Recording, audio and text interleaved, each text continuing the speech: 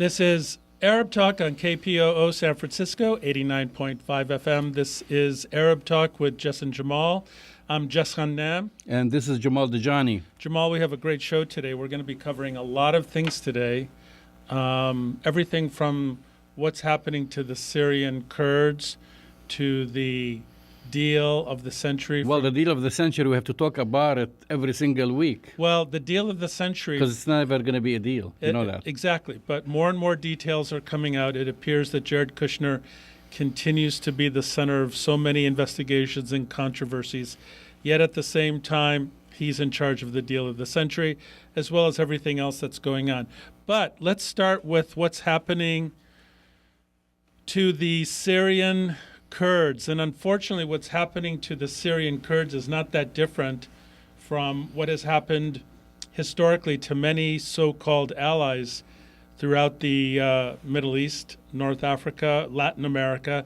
And basically the U.S. strategy, as you know, Jamal, has been to cultivate allies in areas where the United States is interested in colonizing or interested in exercising its dominance or control. They partner themselves with communities that may be, not a dominant community, maybe a minority community in a particular place. They give them all these promises. If you fight for us, if you surveil for us, if you do all these things, we're going to promise you all these wonderful things: independence, money, power, authority. And unfortunately, the Kurds throughout the world, whether they be Kurds from Syria or Turkey or from wherever, the Kurds have been made promises for decades, Jamal, and they've always been disappointed. So my question to you is this another example of here we go again? It is here we go again. We've seen this scenario play its course in Iraq. We've seen it other places and with other minority groups. And so as of this week, because the Syrian Kurdish allies of the United States, and they are basically under the umbrella of the US-backed so-called Syrian Democratic Forces. So we have to also to kind of look at it from that perspective, because Syrian Kurds historically did not get involved in as far as the early confrontations, Jess. Right. And they actually supported the regime of Bashar al-Assad. And so after they've joined this coalition that the United States put together under the umbrella of the democratic forces, they were promised autonomy and perhaps even the beginning of the so-called Kurdistan. In other words, they can have autonomy and eventually join forces with the Kurds in Iraq. First of all, of course, it's going to be almost impossible to join with the Kurds in Turkey and in Iran, because for our listeners, this is according to what the Kurds will describe as their homeland, which is Kurdistan, which stretches between Iran, Turkey, Syria. Mostly this is most of the territory, and Iraq. So they were looking for a primer. The initial primer was Right. Iraq. Right. And Iraq, remember, this is when the whole story about, let's save the Kurds from Saddam Hussein, and then it became the WMD stories and so forth. Kurdistan in Iraq was pretty much autonomous. Yeah, for the most part. For the most part. Not anymore. No, it's gotten much worse. Yeah, so not anymore. So the whole concept, the whole plan to separate Kurdish Iraq from Iraq has failed. And so they made the same promises, meaning the United States and other allies. They've made the same promises to the Kurds, who have been historically supporters of, the Assad regime. That's right. And unfortunately they fell for it. And now they just got a wake-up call What's the wake from up? the Ambassador James Jeffrey, the U.S. Special Representative for Syria Engagement and the Special Envoy to the Global Coalition. He has a big title, Coalition to Defeat ISIS. That's He a big said to title. them yesterday, Wednesday, that there would not be an independent Kurdish state in Syria. Well, let's. So here are promises. But Jamal, my question to you is, why would the Kurds go down that path again? They have been screwed, let down, disappointed, made promises for decades, and yet they fell for this again. You know, they did some really serious fighting. But let me say something as a Palestinian American and as someone who his community has been fighting for 7 decades for independence.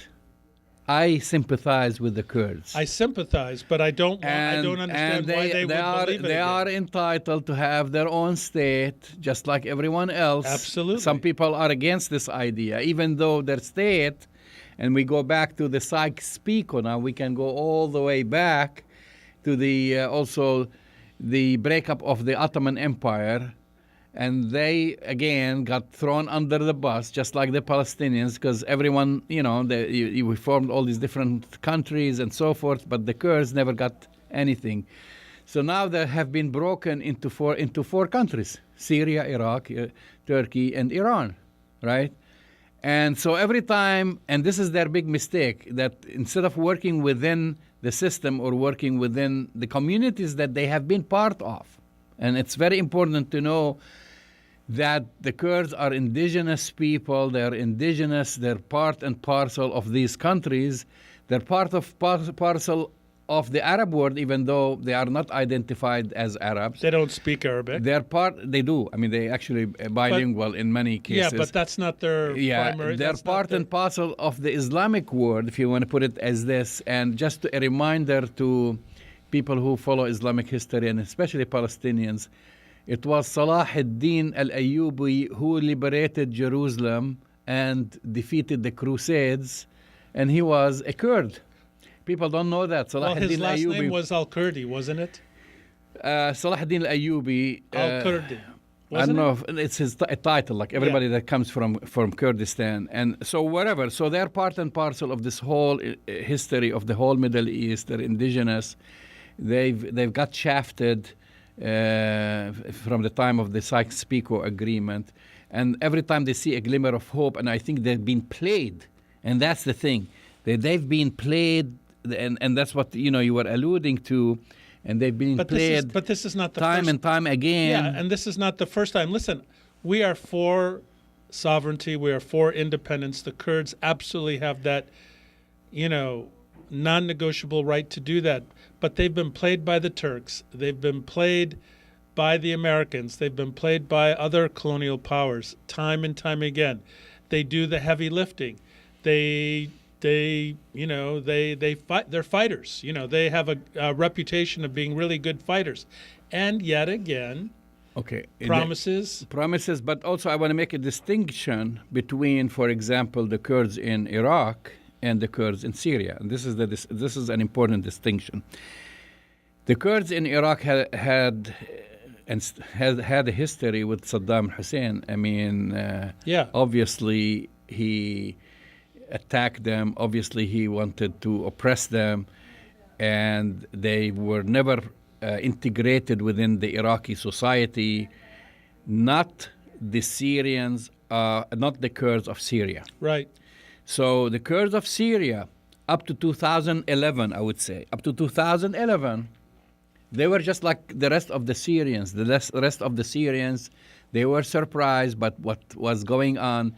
They understood quickly that there were conspiracies. Yes, they're just like any other group who were dissatisfied with the regime, right? Right. But they were also surprised that now fighters coming, basically mercenary fighters crossing over from Iraq. Other players are trying to break up the country, financed by Saudi Arabia, some financed by the Turkey, some financed by NATO, and so forth.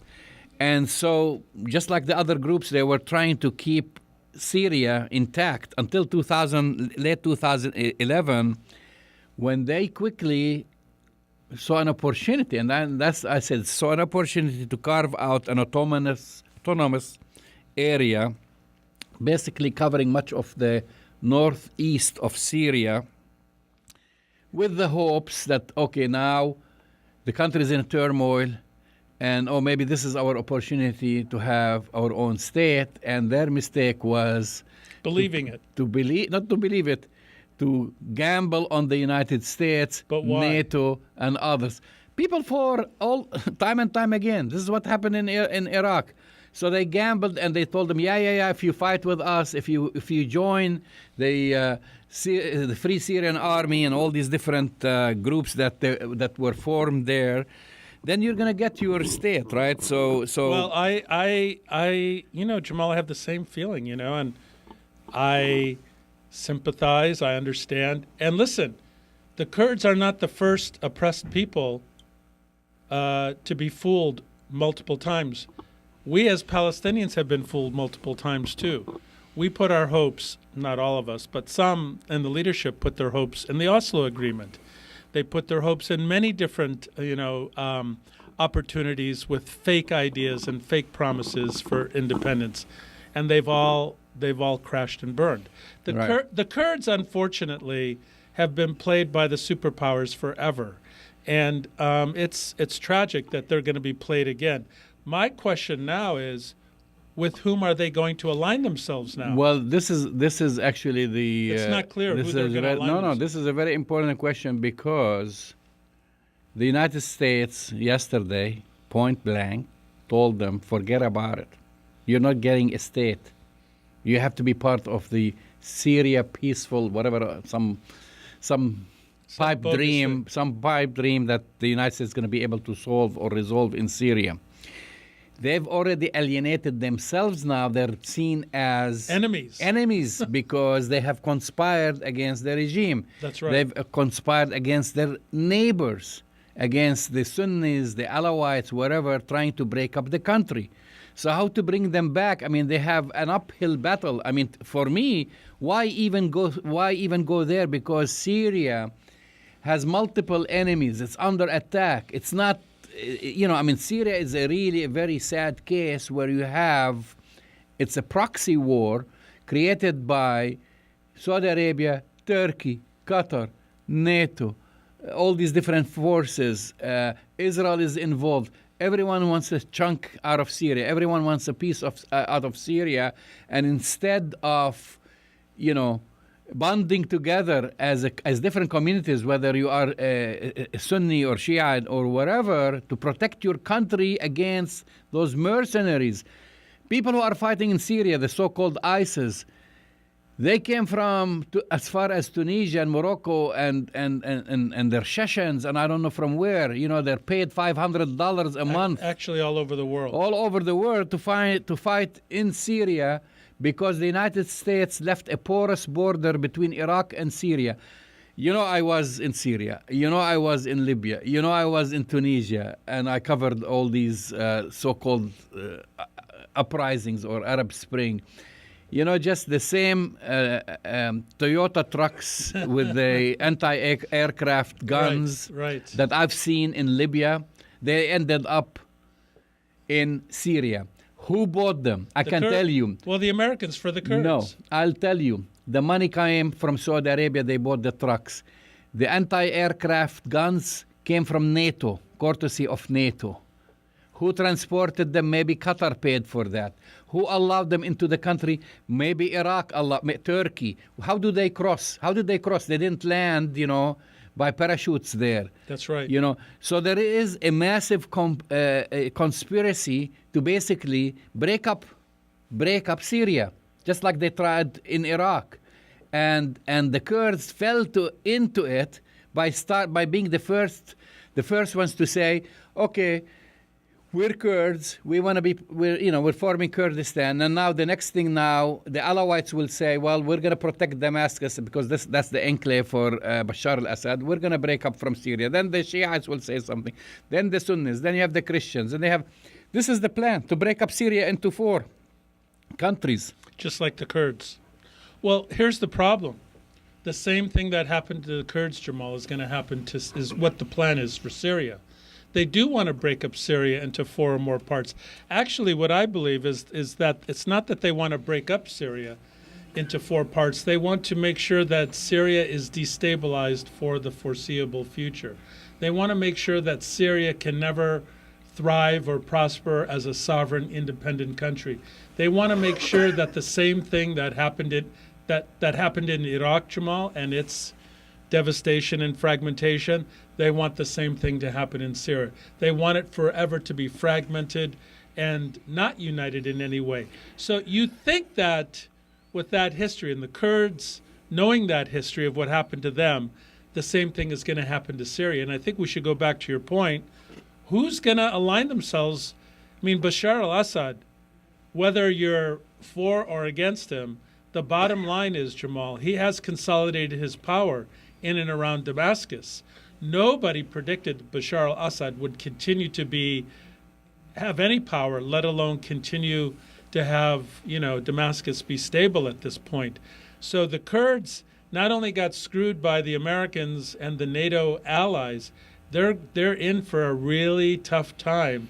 With Bashar al-Assad. They've been thrown under the bus, and unfortunately for them, the result is going to be ugly. Yeah, it's going to be ugly. So you're listening to Arab Talk on KPOO San Francisco 89.5 FM, and we want to also welcome our viewers on Facebook Live. I want to shift gears, and it's not the same story we keep going over and over. But it gets more interesting. Because it gets more interesting, and when we want to keep updating our listeners about the so-called deal of no deal of the century. I feel like deal of the century. I feel like I'm in Vegas.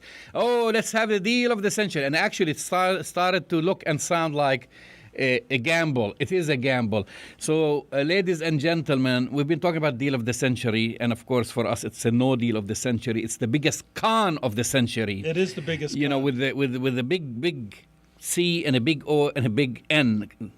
This is Kushner's Trump's invention. So, Jess, the deal of the century is no longer deal of the century. It's the peace conference, economic peace conference of Bahrain. Well, it's interesting. But it's and we'll tell you a little bit about this because now, the news came. We've been updating you about the different fragments and segments and leaks and how they are going to be dealing with the so-called deal of the century. And then this past few days, Bahrain. we get these reports saying, hey, there's going to be a economic conference in Bahrain to improve the life of Palestinians. Right. Come all there. Come all. So there are going to be no talks about peace. Territory it's just how can we improve the lives of Palestinians? We need the Saudis, we need the Qataris, we need, of course, the United States, but here's the EU to put some money. Here's the thing, Jamal, there won't be any Palestinians. Yeah, exactly. So their invitations have been issued. None for the Palestinians. Not only, no, they have been actually issued. And for example, Munib Masri, who is a billionaire Palestinian, he recently tweeted saying that he was invited, but he's not going. Well, of course he's not going to be fooled by this. Of course he's not going to go, Jamal. Of course. So they're not getting any Palestinian buyers, right? Why would they? But again, I want to take us back a little bit, and let's think about logic, right? Just think about logic and what this entails. And this is what they're telling me, telling you, telling the 13 million plus Palestinians across the world. Trust us. We are giving your capital, Jerusalem, to Israel. We're allowing Israel to keep all its settlements and take all the land. We've driven you into poverty. We're destroying that you have almost half the Palestinian population in diaspora. We've living in refugee camps, many of them living in refugee. We destroyed the economy. Israel has destroyed the economy. Destroyed Gaza. We've installed basically an entity, which is the PA, which basically even destroyed the economy further. And so now, oh, by the way, after we made you poor and made you live in refugee camps, let's talk about improving your lives and economy. In other words, you know what they're telling you? They want to put us on welfare. This is it. Well, that's what after they stole the country, after they ethnically cleansed it of its population, and they're saying, oh, we're going to give you a few dollars. And of course, you know, this money, if there is a deal, if there is an economical improvement, it's going to go to the thieves. It's not going to go to the people. Well, that's right, Jamal. What I said last week is that it's a plantation mentality and plan. So when in the first phase of slavery in the United States, because we still have it here, but in the first phase of slavery, the slaves in the field were given, if they were paid, they were given a pittance, but with what little money they had, they were still indentured. They still had to work as slaves, and if they wanted to buy things, guess where they had to go? They had to go to the slave master's store. And that's where Palestinians buy their goods and products from Israel. That's exactly my point. So the Grand Kushner peace plan is just a plantation plan to enslave Palestinians on their land, to isolate Gaza further, to fragment the Palestinians even more, because they're going to leave Gaza out of this equation, by the way. This is just for Palestinians living in the West Bank. No. They said you can be part of it, but you have to disarm. Well, that's not going to happen. It's not going to include the Palestinians living in 48. It's not going to include the Palestinians in the diaspora. It's not going to, in fact, it's not going to include the majority of Palestinians. So, Jamal, we've gone from the grand Kushner-Trump peace plan to a plantation, slavery, economic plan for Palestinians to take little pennies that they should be grateful for. Even if we're talking about billions, we're not talking about pennies or billions. No, it's still pennies. But even Palestine, ladies and gentlemen, is not for sale. Well, we should it's not for sale. Well, and I know somebody is going to tell me, yeah, but they sold it a long time ago. No, they didn't. No, they did not. They did not. Okay, Palestine is not for sale. That's the quick answer. And if anyone has some cojones, I can say cojones. I don't think you could say that on KPO. Okay. If they have, they will send a message, a quick message to Trump and Kushner and company and Friedman, etc. Palestine is not for sale. That's the quick answer. Well, I think that message should be delivered to Kushner, Trump, and Friedman. But I also think that message needs to be delivered to anybody in Palestine who is under the delusion that they can go to Bahrain and be part of this fake, illegitimate process of somehow bringing economic prosperity to oppressed people. It's a big joke. So anybody who has this brilliant, and unfortunately, we have to be honest about this, Jamal. Some Palestinians have been bought off with promises of economic benefit if they would speak on behalf of the Palestinians. I mean, a lot of what happened to the PA from Oslo to this day until they woke up a little bit, that was part of the deal. There should not be a Palestinian anywhere who is going to be part of this crazy Bahraini Kushner plan. And Munib Masri, of course he's not going to go. I mean, for whatever his politics are, I mean, he's a multi-billionaire. He's the telecom giant. Well, to be also frank, there is fear that some will cross the picket line. Well, because of their own interests. Of course, and they should be called out, man. And that's why, in a way, there was a quick answer saying, no, I was invited, I'm not going to be part of it, and so forth. But they will find, and this is maybe not shocking to you or to me or anyone else, they will find some people who are selfishly will think that they can benefit from this and negotiate on behalf of Palestinians, and then they'll be paraded. They're looking for remember Shalabi of Iraq? Right. So they're looking for the Palestinian Shalabi.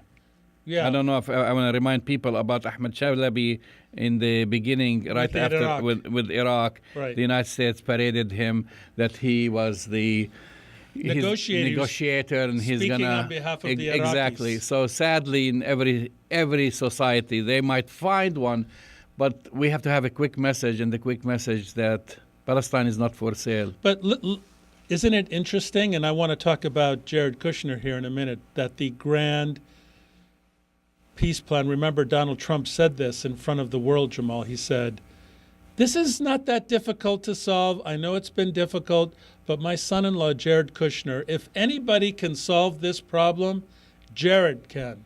And of course, we've been documenting in painful detail the complete and utter failure of Jared Kushner to do anything. The Palestinians are not involved in the process. MBS ends up murdering a journalist in the United States. The Qataris have their own issues. I mean, all of the players that were involved, Benjamin Netanyahu will probably get indicted at some point. He still is unable to form a coalition government. All these grand plans, all this grand bargain has been a complete failure. So just like Jared Kushner, and we should note, by the way, Jamal, that Jared Kushner has been receiving excessive pressure. He lost a pretty significant legal case this week, Jamal, because he had sued not to release his financial documents from Deutsche Bank. Part of what has been reported by the New York Times and the Washington Post is that insiders at Deutsche Bank had identified kind of worrisome transactions in Jared Kushner's account, that large sums of money, most likely from Russians and Russian oligarchs, were being transferred in large amounts to Jared Kushner's account. That's a red flag for, money laundering. Mm-hmm. And some whistleblowers inside of Deutsche Bank, kind of sent up, hey, what's going on? And they were told in no uncertain terms, don't worry about it. We have this covered. Basically, Kushner was allowed to do this. Well, also Trump. Same with Trump. Has been losing in a way it's the same lawsuits. That the wall that he has built around his finances is now finding cracks in it. Well, yeah. So he cannot. Two things have happened with Trump, Jamal. People are going to be surprised when we get hold of his tax forms. So what happened this week also, your former state, the state of New York, passed a law that if the U.S. Congress requested the state tax returns, they can give them. And the state tax returns pretty much they're very similar. Yeah, they're very. So guess what happened today? The Congress requested them. And you're going to find a lot of dirty deals. We know, like in 8 years, he didn't make any money. Yeah, of course. He lost money in 8 years. He lost billionaire. He lost billions of dollars over the course of. How do you lose $1 billion? My point being is that Trump can lose $1 billion apparently. Quickly. But my point is with Jared Kushner, who has this shady history, whose family has this shady history, a person who essentially, when we're talking about the scandal with all these people kind of buying their way into schools. Kushner and his family were doing that with Jared a long time ago, giving lots of money to Harvard, and all of a sudden Jared Kushner gets accepted into Harvard. Jared Kushner does not have a history of diplomacy, of being a diplomat. He doesn't have a history of being a public servant, and he was tasked with this grand plan of bringing peace to the Middle East. He has been an absolute disaster, Jamal, and I still have the idea. Okay. My prediction. Here you go again. I still am holding by the prediction that before the end of the year, there will be indictments of Jared Kushner. I think it's going to be by the state of New York. I don't think it's going to come from the Mueller consequences of the Mueller probe. I think it's going to come from the state because, as it turns out, Kushner I just have to remind you said last year he was going to get indicted before the end of the year. Right. So we're talking about 2019. I'm talking 2019. That's right. Okay. So, we'll see. By the way, you're listening to KPOO in San Francisco, we're at 89.5 FM. This is Arab Talk with Jess and Jamal. We're broadcasting live on Facebook Live at Jamal Dajani 2, and you can also listen to us streaming at kpoo.com. Yeah, I still think, there's a lot of things going on with this, Jamal, obviously having to do with the probes. I mean, there are, probably 20 open probes going on right now with Trump and his associates. Kushner is all over the Mueller investigation in some ways. For some reason, the Congress is not seeking to send him a subpoena to testify yet. That's why I believe that it's at the state level that we're going to... His demise will be seen at the state level. Yeah, and I think it's probably going to be the same for Donald Trump. Okay, let's move on to another topic, Islamophobia. Again. Well, here we go and again. I'm just going to talk, listen, there was a new poll released, and I don't think this will be a surprise to you, a new poll released by the Institute for Social Policy and Understanding. They released a poll looking at Islamophobia in the United States. And? So they surveyed Muslims, Christians, Jews, Protestants, etc., white evangelists, and so on. So the poll conclusion is not going to be surprising. So basically the poll, and I'm just giving you the summary of it, they found that white evangelicals are the most Islamophobic Americans in the country. So is this a surprise? Well, of course it's not a surprise, Jamal. Of course, there's nothing about this that it's a surprise. I mean, let's not forget that it was Donald Trump who said to a cheering crowd, there's good people on both sides, and he was speaking about, white supremacists who were, carrying the Confederate flag and carrying torches, saying Jews will not. What did they say? They said something. Anyways, spewing out all this kind of racist, anti-Semitic rhetoric. So, is it a surprise to me that they're the most Islamophobic? Absolutely not. In fact, I think if you look at the numbers, because I think the numbers are right there. Yes, they're the most Islamophobic, but they're not that. Everyone else is not that far behind, right? What do the other numbers look like? Well, they have different. One question was basically, negative view of Muslims versus positive view or favorable view, favorable, unfavorable, and so forth. So white evangelicals are on. As far as the top, as far as on unfavorable view of Muslims, followed by Protestant, followed by Catholics, followed by non-affiliated, different groups, and followed by Jewish, which is actually one of the lowest, 13%. Well, that makes sense. Versus, as far as discrimination or looking at Muslims in an unfavorable way.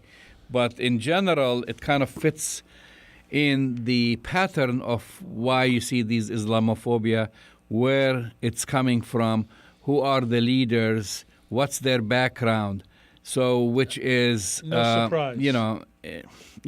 And our friend here, Matt, says in Charlottesville, racists or the anti-Semites, they're the ones who said Jews will not replace us. Oh, if you Jews remember will not that. replace us, right? So they also this poll is just about Islamophobia, but we know that if Islamophobes are anti-Semites, they are racist. They all feed from one or the other. But when you said about Islamophobia, I thought you were going to bring up another topic.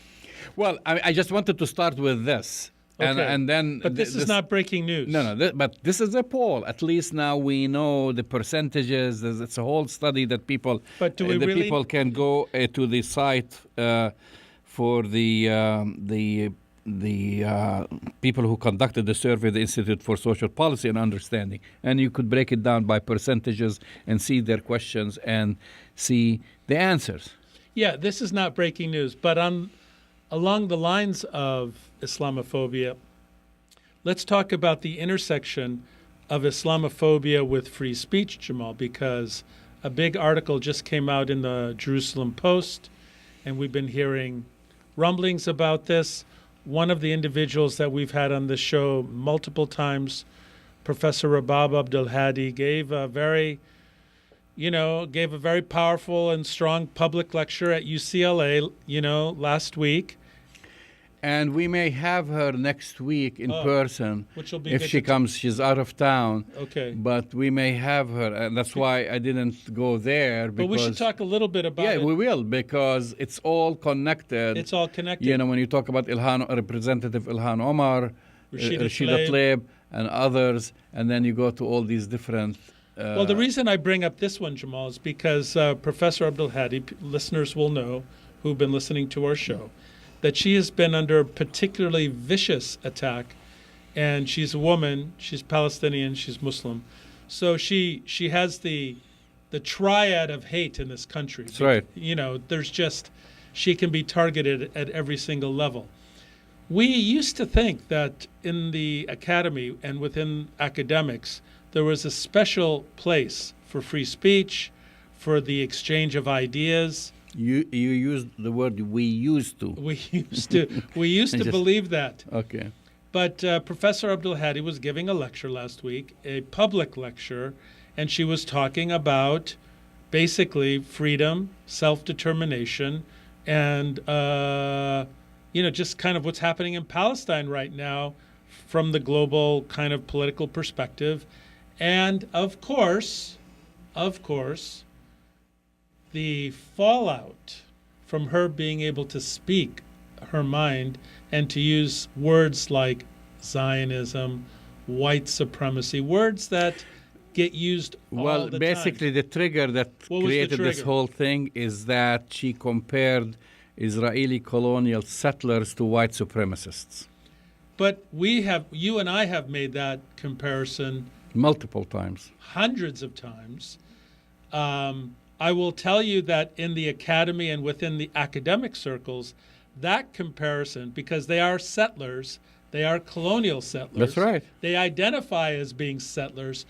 Jamal, they're called settlers. Well, basically, once she said that, she came under another attack, because she's been under several attacks, calling, I guess the provost at UCLA and the president, wherever, not to invite her again and to complain about her to San Francisco State University. And including an article by in the Jerusalem Post, which you've mentioned. And I have to say something, and that's why I've actually tweeted about this. The Jerusalem Post never had a reporter in the room. They didn't have a reporter. No, they didn't have a reporter in Los Angeles. They didn't. They'll admit it. They took bits and pieces from I think the forward. Other people wrote something. They compiled the thing. They used as evidence things from Campus Watch and Canary Mission. I mean, we've exposed these two hack operations, which terrible. We've talked multiple times about Canary Mission and Campus Watch and who funds them, and they are there put together to stalk Islamophobia in this country and silence academics and students from criticizing Israel. So they use them as an example. Never interviewed Dr. Rabab Abdul-Hadi or gotten a statement from her. And by the way, Jess, there is a video of her whole lecture that is posted online. They didn't bother to look at the video and to see and to quote her correctly and to see what the reaction from the students and the questions and so forth. Jamal, what was the title of the Jerusalem Post article? I'm just curious. Let me look it up. Because I think the title, let's talk about a paper where they did not have a reporter on site. They're using... they're doing the Fox News analysis, obviously, not relying on facts. And the title of their article is? And the title, did you get the title? Unless somebody helps us online, but I will. But it was a title that was very, it was like a, breaking news. Okay, guest speaker calls all Zionists white supremacists at UCLA. That's basically That's a headline grabber. that's the headline from the Jerusalem Post. Well, I mean, hopefully we'll have Professor Abdul Hadi here next week. But If she's in town, if she's in town, she promised to be here and talk about this experience. But I do want to say that this game plan that pro-Israel forces have been using is very common, Jamal. We've all been through it. You get invited to give a public lecture or speech. You talk about Palestine. You talk about Palestine with dignity, with respect. You talk about Palestine as if Palestinians should have inalienable rights, should have equal rights, should be entitled to the same dignities and freedoms as any other human being. And then people are in the audience setting you up with cameras or questions, or to get very emotional, because I have a feeling that one of the things that we'll find is that there were students in the crowd who didn't feel safe when Professor Abdul Hadi was able to speak about white supremacy. Not everyone. I believe that she was set up, and I know the organizations that set her up, and this is very common to kind of try to kind of attack you and make you say few things here. However, I have to say that now you have, for example, 400 Jewish community members from across the country, Jess, gathered at the New York Marriott in downtown Brooklyn to participate in a one-day event, a taste of the collaborative, where members of the defund Islamophobia campaign held signs in front of the hotel that read, "Jewish communities say, defund Islamophobia now." So there is a campaign by Jewish organizations. Some Jewish organizations. Who now realize that some of these Zionist groups put a lot of money to stoke Islamophobia in this country.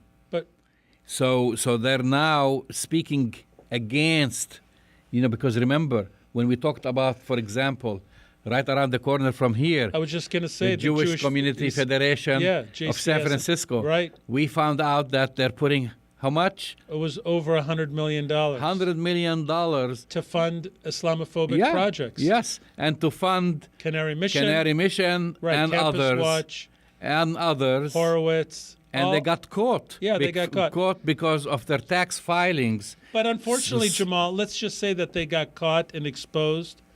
But unfortunately, their behavior didn't stop. And there are no consequences as of yet that they used 501c3 money, tax-deferred donations to fund hate. And, that's a story that we're still going to have to tell, obviously. This is a story that we'll be covering for a long time here. But I just want to say that what happened to Professor Abdul Hadi was a well-orchestrated, well-planned, well-funded attack to set her up to continue the smear campaign. They're smearing her just like they're smearing Ilhan Omar, just like they're smearing Rashida Tlaib, and all three of these women have the same thing in common. That's right. And by the way, just to give some information about this report, you can read an article in Mondovis, and there is a trail. This is also another report by the Council on Islamic American Relations, CARE, looked at the money trail from over 1,000 just largely mainstream charities to 39 anti-Muslim groups that it calls the Islamophobia Network. Yeah. This is from their 2019 report called, you found that nearly just $125 million were funneled to these groups between 2014, 2016. Of these 1,000 plus charities reviewed, the Jewish Community Federation was the eighth largest funder of anti-Muslim groups. They contributed $3.2 million during that period. So, Jamal, how is it that a 501c3 can do this? Well, how is it that a 501c3, which is heavily regulated, exactly, which is, where the tax regulations are very strict, where the rules and regulations for filing are very, very well, very well described and articulated. How in the world do these groups continue to get away with these tax-deferred, tax-exempt organizations funding hate? They shouldn't get away with it, but they've been getting away with it because exactly their mission statement, and aside from tax codes, people who give them money, they expect them in return to use this money for good things, for charitable cause, for education, for health, and instead they're using it to stoke Islamophobia in the United States. Let me just tell you something. And these are names that people are familiar with. So some of the Islamophobes who are funded by the Jewish Communal Fund include Pamela Geller, who writes that Islam is an extreme ideology, the most radical and extreme ideology on the face of earth. The Clarion Project, which funds virtually anti-Muslim films all over, those films on YouTube and others. Right. It's their production with lies about Islam, about the Prophet Muhammad, about terrorism.